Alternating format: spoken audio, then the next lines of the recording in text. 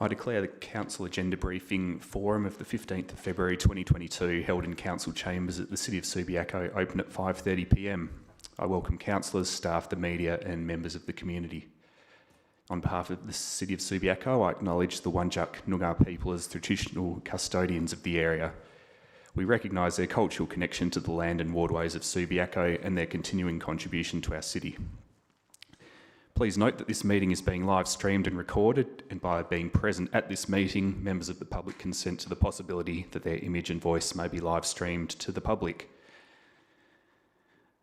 Okay, moving to attendances, apologies and leave of absence. We've got an apology from Councillor Mark Burns, and it looks like everyone else is here. Disclosure of interest. Are there any disclosures for the items on tonight's agenda? No disclosures. Okay. We've got no approved deputations tonight, so that brings us to announcements by the presiding member. And there is just one, and it's COVID related. COVID-19 is, of course, making its way through the WA population, unfortunately.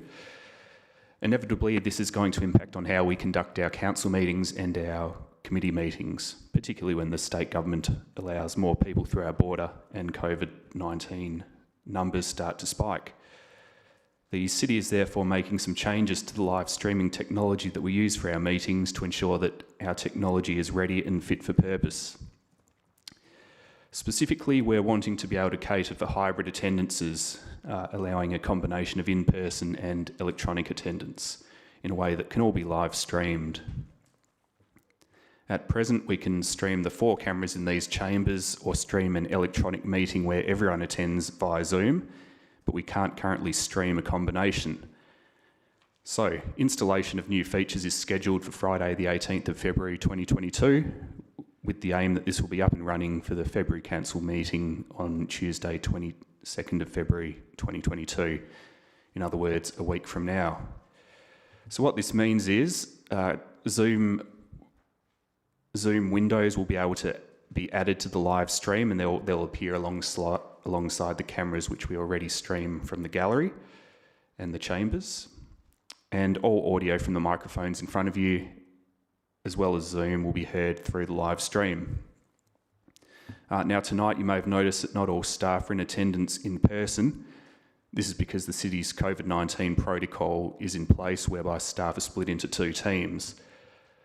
So tonight we've got staff from the blue team, with the green team participating from home.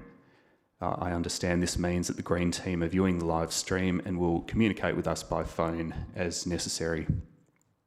Next week, the teams will change around, and that means the CEO and the Director Technical Services will be in attendance at our council meeting. So that's the only announcement. And that brings us to discussion of officer reports. And let's begin with C1, which relates to 129 Heytesbury Road, Subiaco, additions and alterations to an existing single house. Are there any questions on that item? Councillor Hammersley.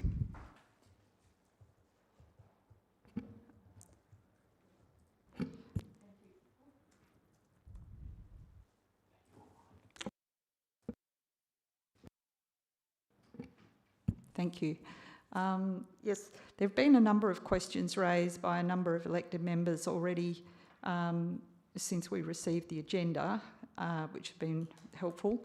I've just got one further question regarding the heritage issues, and just noting, as best as I can tell from the information in the report and the information we've received subsequently, there hasn't been a heritage architect involved.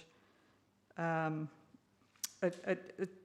city appointed heritage architect. There may have been, the applicant may have had one, but I'm talking about a city heritage architect. So often that would happen through the Heritage Advisory Service, which we're informed hasn't been utilised. And so my question is, if the council was minded to have a heritage architect with expertise particular expertise, how long would it take us to get that sort of a report in place? Thank you. Mr. Petrovski. Thank you, and through you, presiding member, it could probably be done in, in a reasonably short amount of time, potentially, a week or two, depending on how it is procured. But that won't provide an assessment under the planning framework. That will just provide some advice on some architectural elements of the proposal. Another way to do it would be to put this item to the design review panel, and that's chaired by a heritage architect.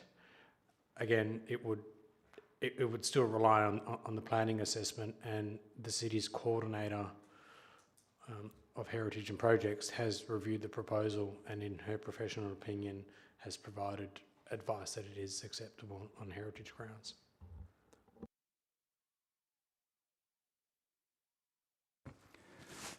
Councillor Stroud.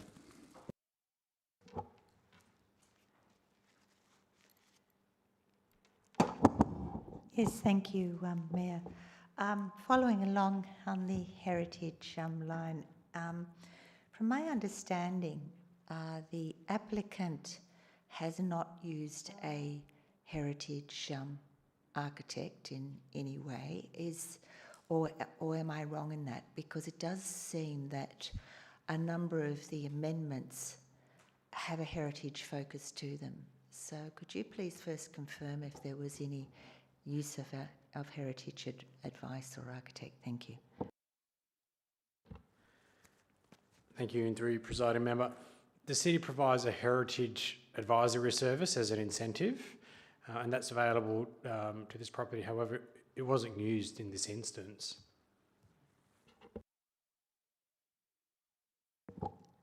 Thank you, through you, Mayor, and I have a number of questions.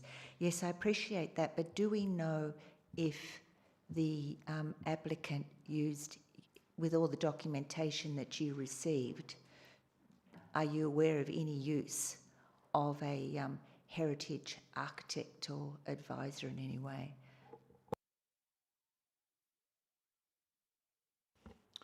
Thank you, and through presiding member, not that I am aware of. Whether or not the architecture firm engaged has internal expertise is up to them. It is not a requirement of the planning framework to have a heritage architect, and they would only provide advice on the heritage aspects, so it would be on potentially the parts of the dwelling that were going to be demolished. However, that advice is readily available to the city through the city's heritage professional, who is a coordinator, who has considered the alterations on their merits. It's probably not much more than a heritage architect would provide. Through you, thank you, Mayor. We have here a dwelling that's in a dwelling and alteration and additions within a heritage precinct, and let's face it, the golden triangle of Subiaco. And we have an addition to the home, and first I appreciate that the home is being renovated in the front there and tidied up, and with all the right principles. But we have an addition here that is very obvious from the front streetscape that does not appear to be at all sympathetic to a heritage streetscape. Now, as you know, I've asked you questions about that, and you've come back and referred to the Borough Charter, which I spent the afternoon refreshing my memory on. And I couldn't see what principles of the Borough Charter were being applied to what is effectively a very flat rectangular addition that doesn't seem to share any of the themes or colour palette or anything else of the original building. Knowing that, I know that we can't have pseudo-heritage, but we do have a flat-roofed building that seems to compete rather than complement. So my question is, can you draw out where in those sections of the Borough Charter that this would actually be acceptable? Thank you. Thank you. And through you, presiding member, the first part that you touched on, which is quite important, is that the application is considered with the city's planning policies, and it's all about how dwellings and heritage areas address the primary street. So that's the primary heritage considerations. Now, this development retains the dwelling and proposes a flat roof structure at the rear of the property fronting a right-of-way. So under the city's local planning policy, it's actually not addressing the street. While it may be visible from the street, it's not the primary focus. The champion of the street would be the original retained dwelling. Having a flat roof purely on its own does not make something inconsistent with heritage. It actually assists. So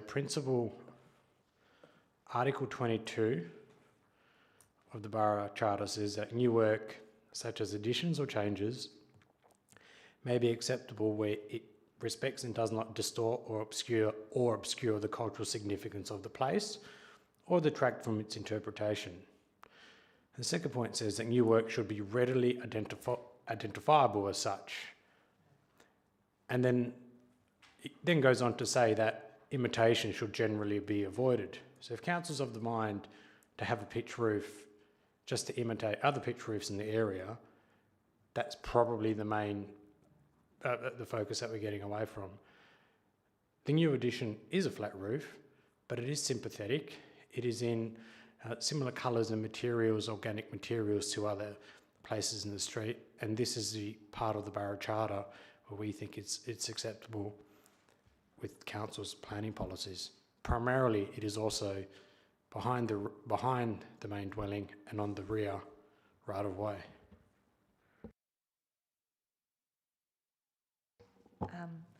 Moving on to the crossover, which is a condition that the crossover is removed, and I see many advantages of this because it very much protects that streetscape character, but also is just so much safer for pedestrians and children on bicycles and so on. So how can we?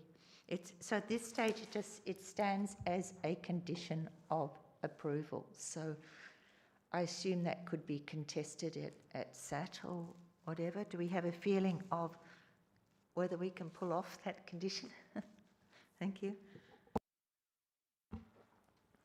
Thank you, and through you, presiding member. It's a very standard condition. It goes on many of our approvals. It's got a sound planning policy and framework behind it, and parking will be at the rear. So we don't see any issues in that. I mean, it may be contested, and it's always up to the applicant, but we feel that we have strong grounds in this instance and across the city. It's very standard. But from my understanding of it going backwards and forwards with the amendments that we have achieved, we don't seem to yet have got rid of this crossover. Is that right? And so therefore it had to become a condition. Am I right in understanding that? Thank you. Thank you, and through you, presiding member. It's actually shown on their plans for removal. So the condition captures it. Thank you, Councillor Jennings, who was also going to reference that. So it's on their plans, shown for removal, and the condition just ensures that occurs. My apologies to the applicant for missing that. Thank you. Councillor De Vries. This is just a point of clarification through you, Mayor, just regarding the setbacks and overshadowing and the height of the development at the back. I think there's obviously been some addressing of that in the new application, but I just want to know what the difference between the first and the second, because the objections concerning height and overshadowing, at least 3 or 4, at least probably more, were made. So how did that application change, and to what extent did it change? Because that was one of the concerns that was also mentioned by Elements in their response, that that was still an issue. So to what extent was that altered? Thank you. Acting Director, Community and Development Services.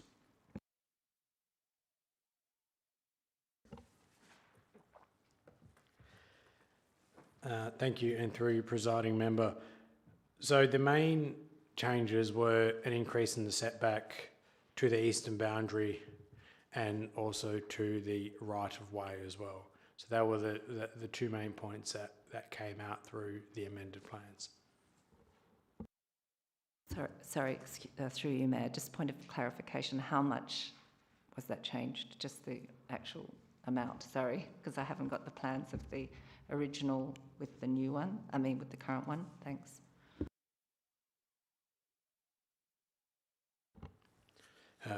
Thank you, and through you, presiding member. If you just give me a couple of seconds, I'll grab that for you.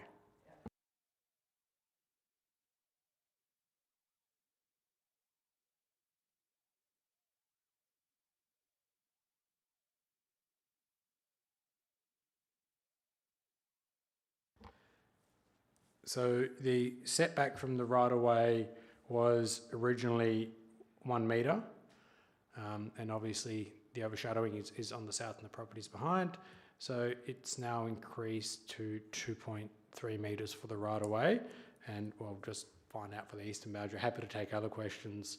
I've got someone actually offline working on this and assisting as well, so happy to take other questions as we go.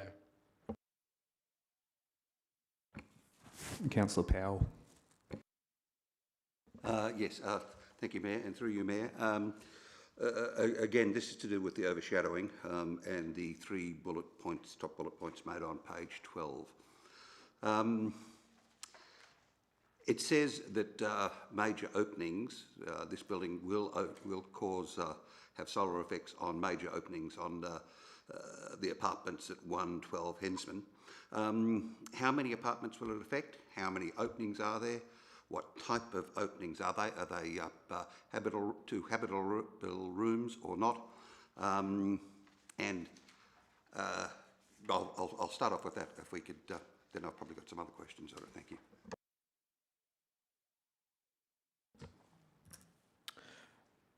Okay, and through you, presiding member. So the overshadowing assessment for overshadowing under the R codes is compliant. However, it is the overshadowing considered between a single story and a 2-story dwelling, which is where the considerations are coming in.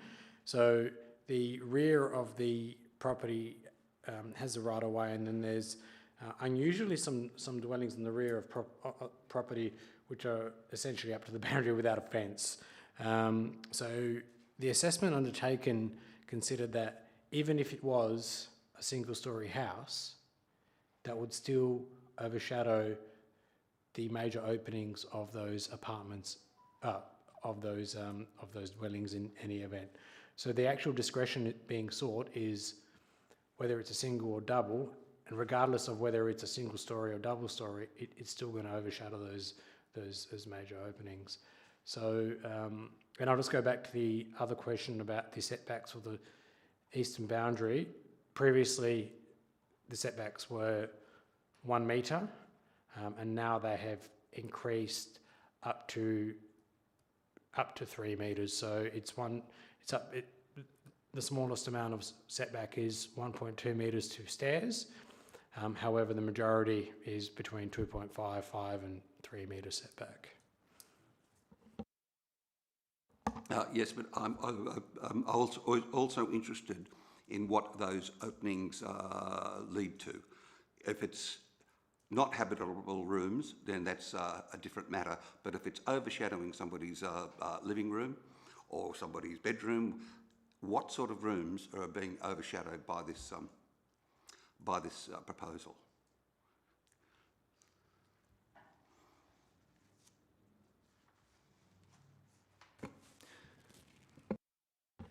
Thank you, and through you, presiding member. They are habitable rooms. I can't give you the exact rooms that they are now. So as in the report, they are habitable rooms. And as I said previously, whether or not it's a single story. If it's a single story, we wouldn't be having this argument right now. It would still continue to overshadow those habitable rooms. So I can't tell you which ones they are at the moment, and we would need to deep dive into those plans even further. But by the measurements and as it's mentioned in the report, by the definition, the ARCOs are habitable rooms. I suppose the point that I'm trying to get to is this then affects amenity. And amenity of the neighbours, I would have thought would be a planning consideration. And perhaps, even a reason for refusal as a valid planning ground. Am I on the completely off beam there? Thank you, and through presiding member, amenity is a planning consideration. However, you have to consider it in the context. So right now, with a deemed to comply house with 4 metre height, with a concealed roof, a flat roof, that would continue to overshadow those major openings. So the planning framework is asking you to consider whether a 2-storey addition is okay in the context. And the officer's comment is that there is no change to the overshadowing of the habitable rooms, whether it's a single story or a double story. So therefore the argument of amenity is not exacerbated by the double story, with the remainder of the shadowing going over of the roof space of the additional dwellings. So you have to consider it in context, and you can't just say the amenity in the absence of the particular planning framework. Just to take that a little bit further, it's not particularly for me about whether it's a 1 or 2-storey building. It's about the effect on the neighbours. It's about the effect on their amenity, and whether this is an acceptable outcome for those neighbours.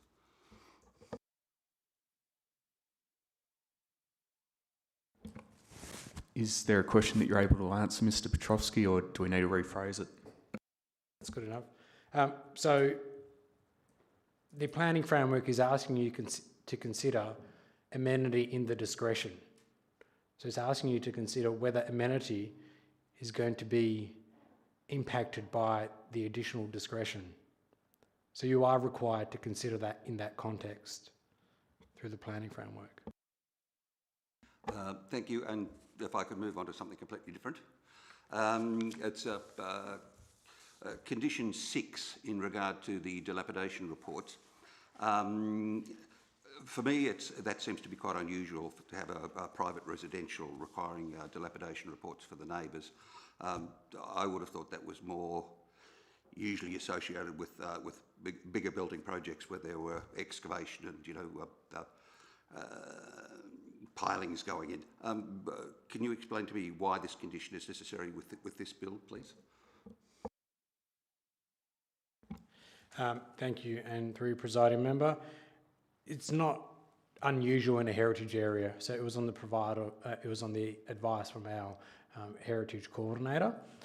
So given the importance of the heritage buildings and their construction, some of them many, 100 or so years ago, it's important that in these areas we capture the dilapidation requirements.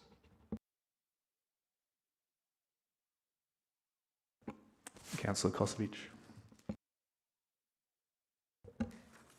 Thank you, Mayor, and through the Chair. My questions again to Mr Petrovsky, and just to clarify the bulk and scale, please.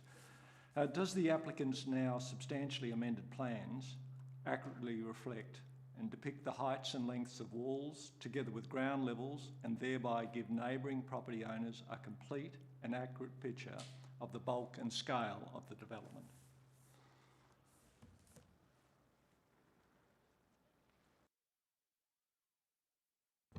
Thank you, and through you, presiding member.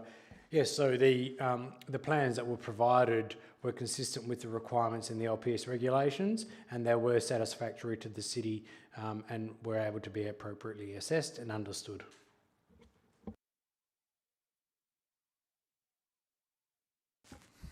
I'll ask a question. It's in relation to recommended condition 7. That condition envisages that the 2 lots comprising number 129 will be legally amalgamated prior to practical completion, or alternatively, the owner may enter into a legal agreement with the City of Subiaco. My question is it the case that the development approval can be granted prior to amalgamation taking place? And why is it necessary that the blocks be amalgamated? Could they not just stay as two separate lots and be subject to the DA? Thank you.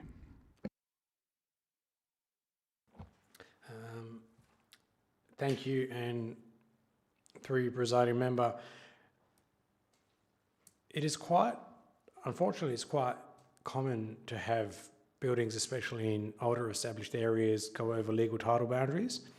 It does become messy, especially if you're getting a building permit, and then it allows for a house to be sold and to be transferred with a portion of lot, and it leads to issues down the track. It's not uncommon where there are encroachments and buildings are built over. It's a general planning consideration and provision that you put in a condition so the development approval can be granted, and then prior to practical completion, they could go through the WAPC subdivision and amalgamation process and have all that finalised. However, if that can't be done in the time frame to allow the persons to move into their residence, they could enter into a legal agreement or deed with the city, and we do them quite often. Or we have heaps in any event that are that occur across the city. So it's not an uncommon thing, and legally it can occur. Councillor Stroud. Yes, just taking up on that, because this actually is a fairly recent sale or purchase. So therefore we can assume the lots were not amalgamated for the sale, and that process hasn't been entered into until now with the DA. Thank you, and through you, presiding member, the planning framework provides ample opportunity to governments to pick up such issues as legacy issues. So it provides an ability to have a condition and to tidy this up into the future. It actually does protect some members of the community who may not understand what's actually happening in the legal sense. Councillor Jennings. Thank you. I'll try and talk with my mask on. Can you understand? Is that okay? It's just continuing this line of questioning. I still don't understand why this has to be amalgamated. It might prevent future messes, but what's the power to compel them to do this amalgamation? You know, what's the planning, regulatory provision or whatever, or common law provision if there is such a thing?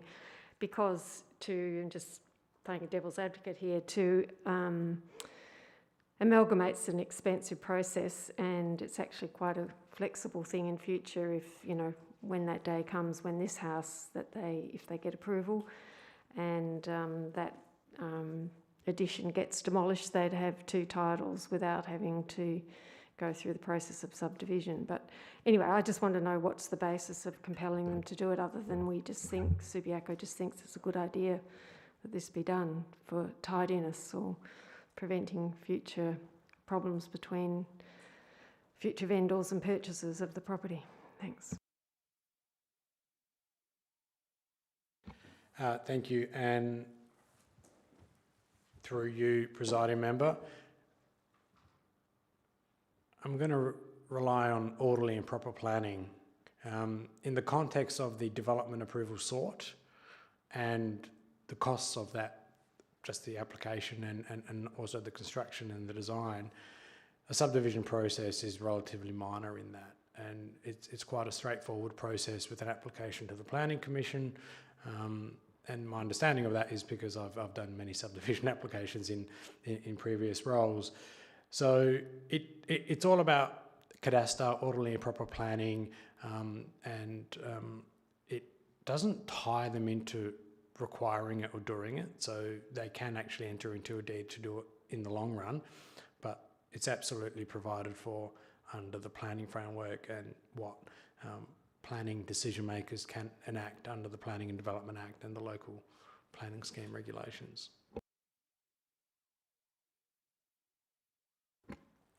Councillor Hammersley. Just a curiosity, really. Does it affect how the city has to deal with the property when it's doing rating? I mean, is that a practical reason that it might be useful to the city to have one title rather than two?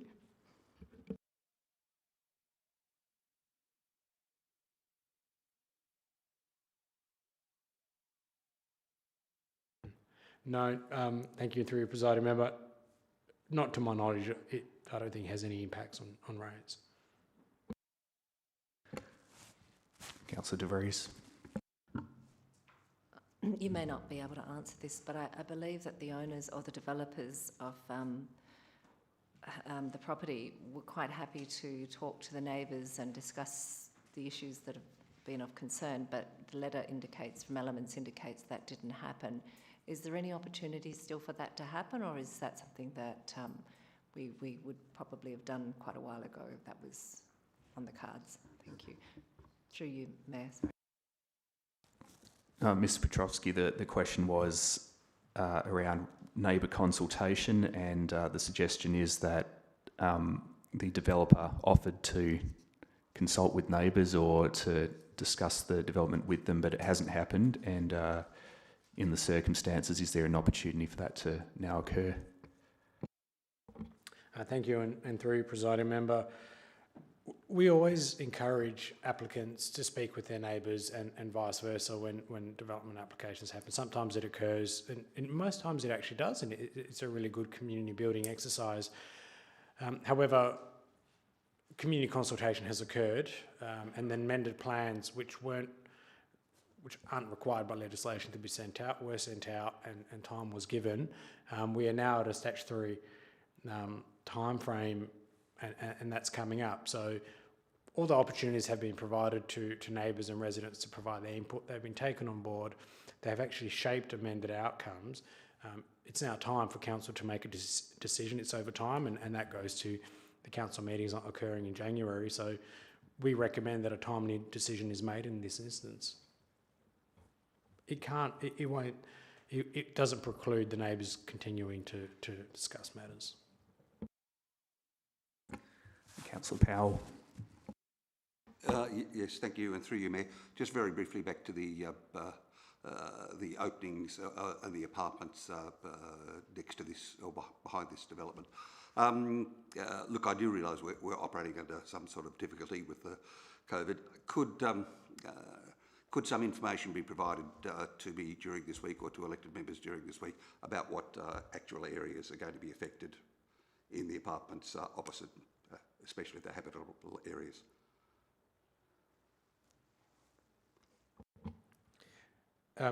Additional information could be provided. It doesn't actually change the assessment, because the assessment would be considered on a habitable area. Now, whether that's one type of area or room compared to another one is not really an issue in this matter, but we can provide that information.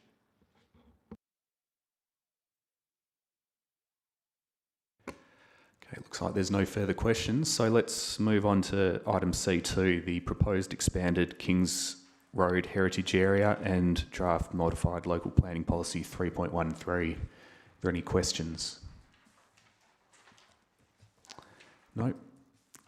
What about item C3, proposed expanded Chester subdivision heritage area? C4, design review panel appointments. Any questions about that item? Item C5, future requirements for Sports Space 2022 report update.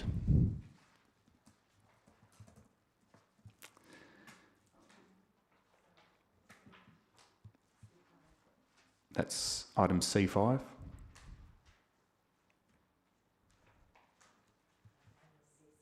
Okay. All right. Let's move on to C6 then, amendment to policy 6.5, use of active recreation areas, and we've got a question from Councillor Stroud. Thank you. I totally respect that staff have worked all this out in terms of percentages and for maintenance costs, but I just didn't quite understand the report. So through you, thank you, Mayor. Page 37, we have a little table and they're talking about 20% of annual maintenance cost, just as an example, with the seniors 10%. And then it says per hour. So I'd just like that explained to me better than that. And then also, in the bulk of the report, it talks about 50% subsidy, which would seem to suggest a 50% payment. I don't know. So at the bottom of page 37, to assist in achieving this, the policy outlines a 50% subsidy is provided to junior clubs for their club's contribution to ground maintenance costs. So I'm just not understanding the 50% versus the 20 and 10% and the per hour. If all that could be explained, thank you. Acting Director, Community and Development Services. Thank you, and through your presiding member. So this is the same maintenance fees that we actually apply at Rosalie Park, and because the maintenance schedule for Subiaco was modelled on Rosalie Park, we've simply used the same charges and fee structure. So the 50% would relate to half of 20% for juniors, and the per hour is once that is calculated on a per hour, it is then charged on a per hour basis, because bookings are typically per hour for the users of Rosalie Park. It's probably the most clear and streamlined way I can explain those two. I hope that clarifies it. Yes, I suppose that's on the basis that we're assuming it might be different codes which divide up the hours, and then the hours are divided up between seniors and juniors, and then how much they're using it, they only have to pay 20% of the maintenance costs for that use in the number of hours, is that? I don't quite understand how it works together. Thank you. Thank you, and through presiding member, much of it works with the scheduling. So once we have the maintenance costs, we can understand how much it is at a percentage basis, and that's then applied on whatever that booking is. So Rosalie Park is quite easy at the moment because it is essentially fully booked, so we can appropriate and charge those costs with the teams. Generally, the types of sport that are played have similar wear and tear on Rosalie Park. I mean, you have AFL and then you have football and you have lacrosse. The difference absolutely comes in when you have juniors and seniors at the level people are playing. So much of it actually is an administrative process in working out the figures and discussing with the clubs and users who are generally quite happy in paying. We will need to do a review across the board because we will just need to gauge how much we charge with other local government reserves in and around. The purpose of this report was to simply apply those charges to Subiaco Oval at this instance, so we can allow for charges to be applied for users as Subiaco Oval can now be booked out. And then we will need to be undertaking an ongoing review of our charges across the reserves. Thank you, through the Mayor. So, assumably this is only the use that has been allotted to Subiaco, so of the Oval, and so it's a different for WAFC and the school, they're paying the rest of that maintenance cost, or what percentages are they paying? Or that's all, I suppose, quite irrelevant to this report, but I just want to know how it all sits together. Thank you. Thank you. And through you, Mayor McMullen. Yeah, so this only refers to the city's contribution. So in the allocated timings, the city can then have sporting clubs and teams, and it can charge them with the amounts shown in the fees and charges in the report. That doesn't interact with the amount of maintenance to be provided by the Football Commission and their 40% requirement and the 20% requirement from the Minister for Education. Councillor Hammersley. Thanks. Yeah, I think it's perhaps just a little opaque for us and probably members of the community. I can see what the system is, but what the outcome isn't really there, because the first thing we don't know is what we think the annual maintenance costs will be. And it says per unit per hour, but how are we going to work out how many hours? I mean, it's quite confusing, because during the week, during term, we have, access for only a few hours, but then on weekends and holidays we have hours and hours of access.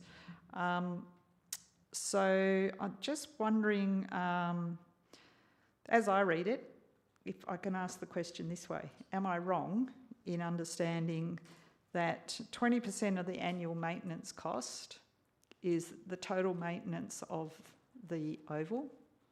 Say that's $100,000, which would be split between WAFC, Subiaco, and then the school pays their lump sum, whatever it is, $20,000 a year, all right? And then somehow from that, you're going to work out a per hour unit. That's my first question. Then the second question is it just looking like it's going to be a very similar charge to what people are incurring down at Rosalie, so that we're really, that there's not much difference whether they go up there or stay at Rosalie? Hopefully that's two clear questions. Thank you, and through your presiding member, yes and yes.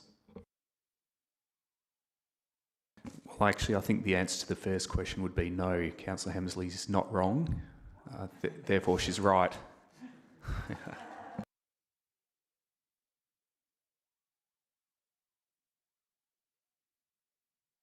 Okay, I think we've finished with the double negatives, and we can move on to item C7 if there's no other questions. That's the Disability Access and Inclusion Committee Terms of Reference. Are there any questions about that item?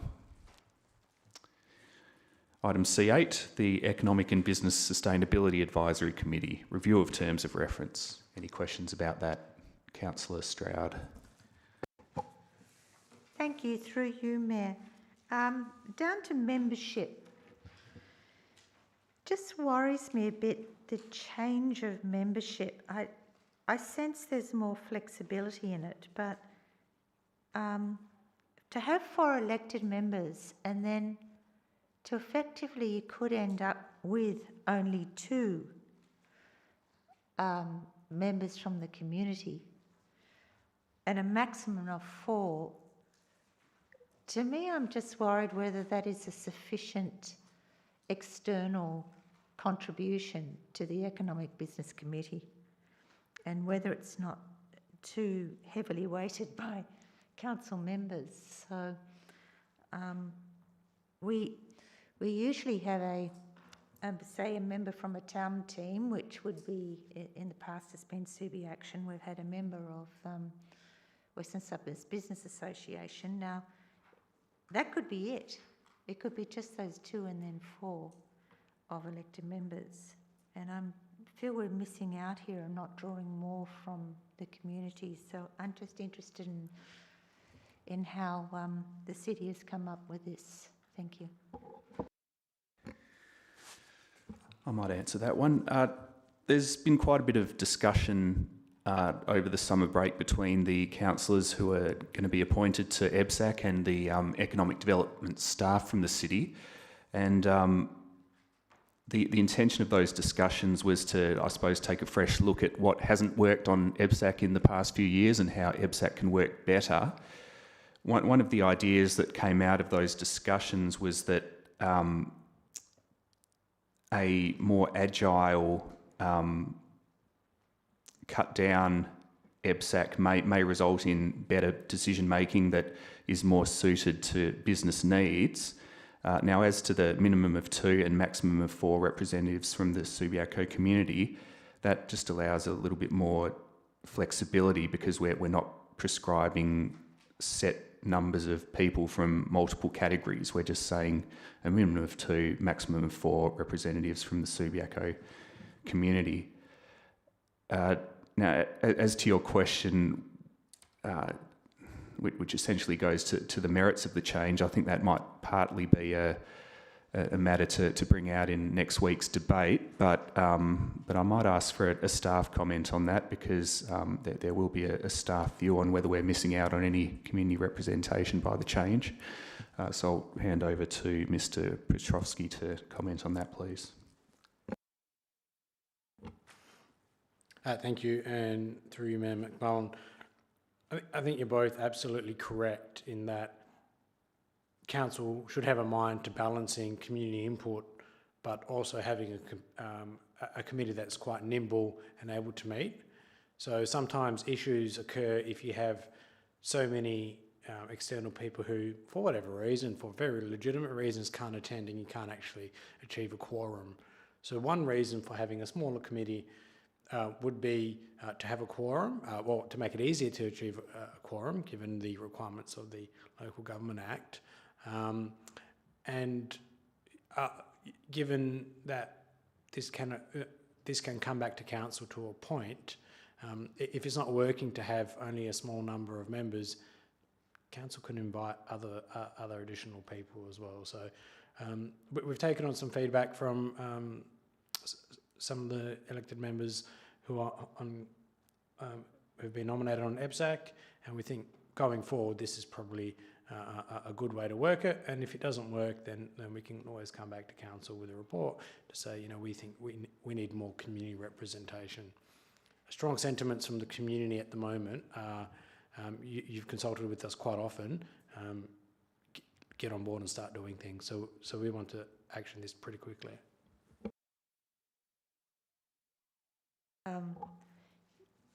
I mean, in the past, we've invited people to the EBSAC, so that's not necessarily a new one.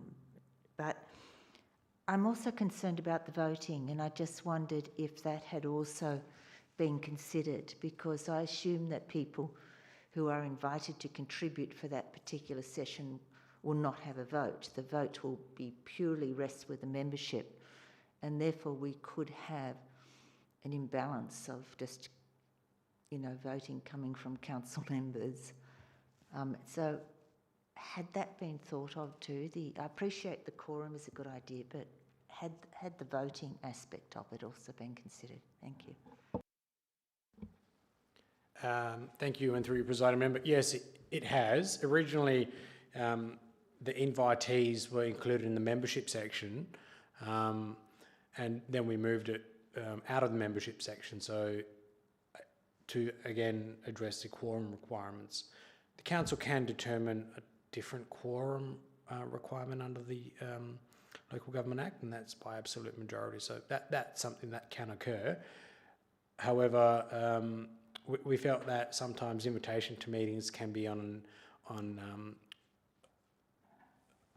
a basis that they're not permanent, so that they might only happen a few times, and to provide updates on certain sectors in the economy and the local world. So you wouldn't necessarily have them as standing voting members in there. Again, this is all really good feedback. There's probably not a wrong or right answer, and we'll have to continue to improve and shape this as we get some feedback from the committee. Through you, Mayor, because you can see my concern that we could just have a weighted point of view from council that comes to council anyway and whether we're really getting a good representation of voting and position from the community. by having this reduced number? So I'll take that as a comment, and unless I've misunderstood the staff position on this, I think I'll sum up by saying the proposal wouldn't have been submitted if there wasn't a belief that that the new EBSAC, as reflected in the report, could work, and it's going to be a matter for Council to debate next week.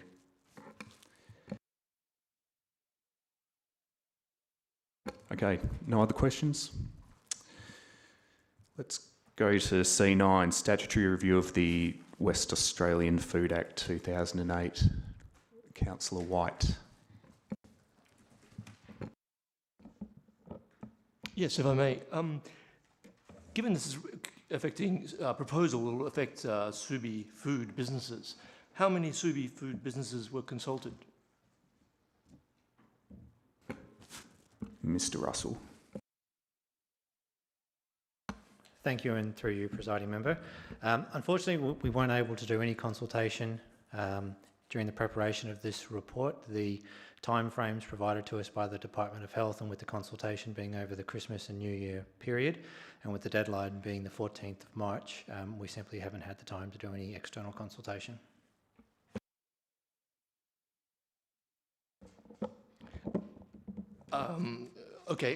Maybe I'll come back to a second question related to that. But on the officer's report, we're given two options. Basically, vote for it or don't.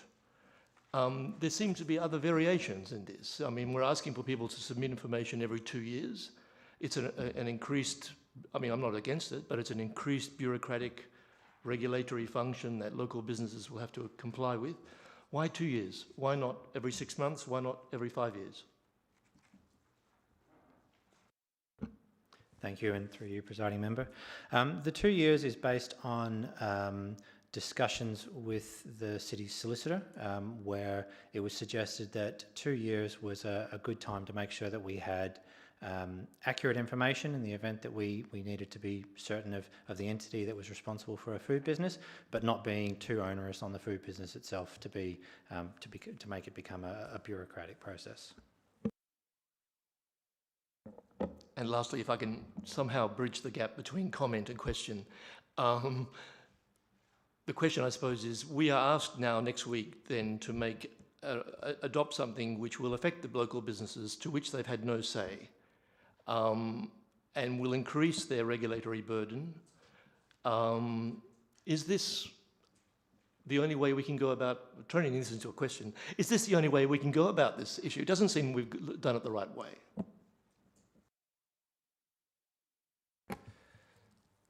Mr. Russell. Thank you, and through you, Presiding Member. Look, it's not a great way to do it, and if we had the time, we would have preferred to go out and consult. Unfortunately, we are very constrained by the timing of this consultation and extremely limited with the deadline being the 14th of March and the requirement for any submission from a local government to be council endorsed.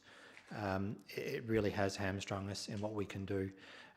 This submission will go into, I guess, the larger barrel of submissions as part of this consultation. So presumably the department will come back with the results of this consultation, and perhaps we could have some conversations with them to see if we could maybe get some further input at that point.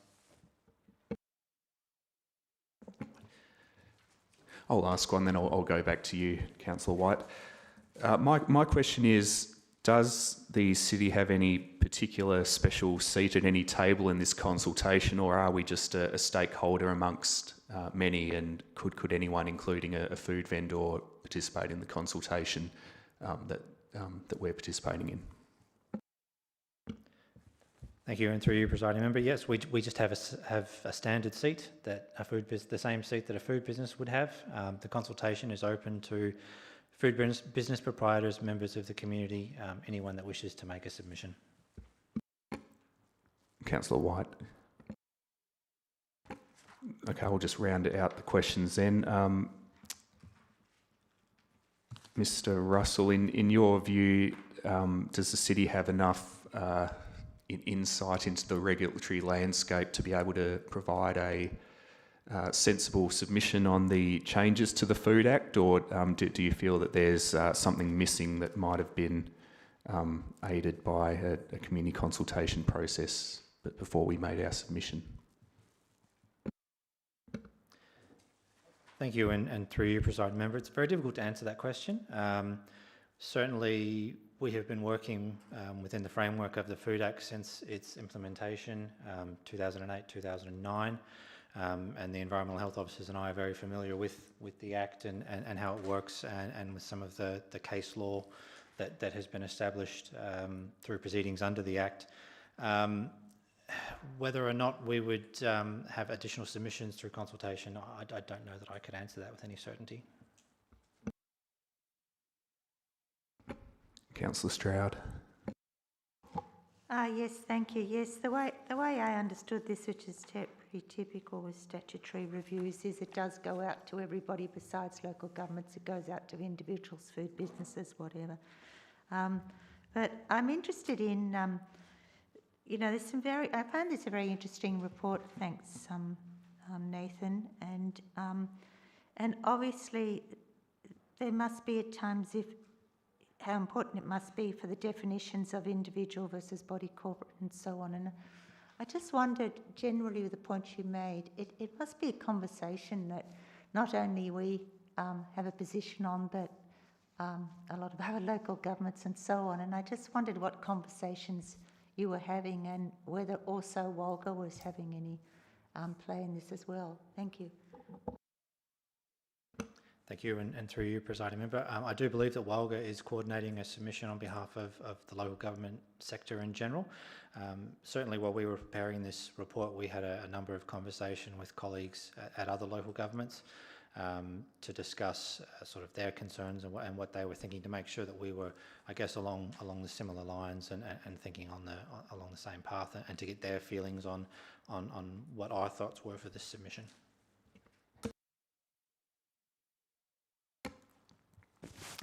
Item C10, Local Government Reforms, City of Subiaco response.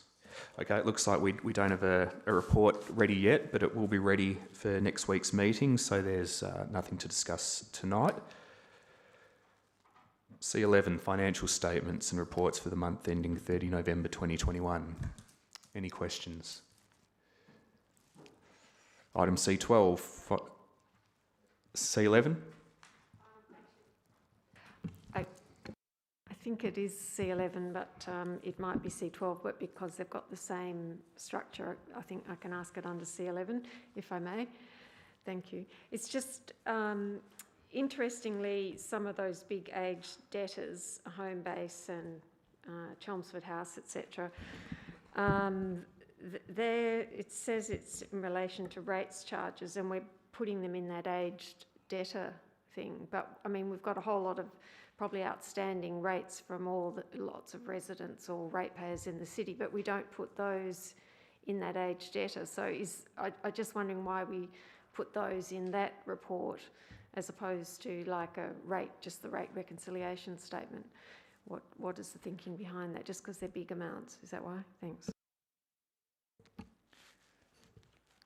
I think that's one for the Director of Corporate Services. Through you, Mayor McMullen. In terms of those properties, where the city owns the land and then leases the land, we are the party that's subject to the rates. So we actually have to raise an invoice to the tenant because it's part of the commercial agreement that they've got to pay any of the outgoings and that. So we raise it as an invoice, and that's why it appears here where rates notices for residential properties go directly to the owner of the property. In this circumstance, we're the owner.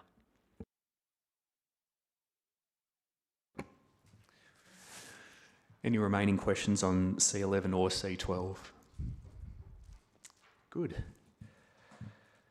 Okay, we're not closing the briefing session for any confidential items, so I declare the City of Subiaco Council Agenda Briefing Forum of the 15th of February 2022 closed at 6:29 p.m. Thanks, everyone.